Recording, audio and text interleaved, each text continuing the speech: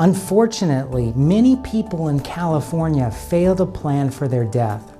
And without proper planning, an estate will probably be subject to California's intestate succession laws.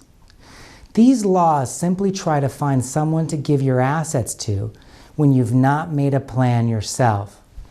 The law starts by looking for your closest relatives, and if there aren't any, it works its way out from there to find any relatives to give your estate to. So let me try and give you an oversimplified explanation of how this works, strictly to illustrate how California law tries to distribute your estate. But please remember, this is only a summary, and you'll need to refer to the actual law to see exactly how the distributions might work in any particular case. Generally speaking though, distributions under intestate succession law first flow to spouses, children, and grandchildren. This could be seen as looking down the family tree. Then distributions generally go to or through the decedent's parents, siblings, and also nieces and nephews. This might be seen as looking up the family tree.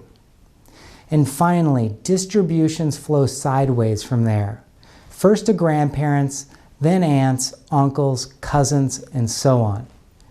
And if no immediate relatives are available, the state of California actually gets to receive your assets. These rules are slightly different though, depending on whether the decedent was married or single at the time of death.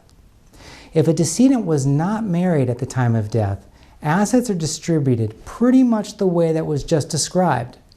But if the decedent was married at the time of death, things become a little bit more complicated because how assets are to be distributed depends on whether they are characterized as community property or separate property assets.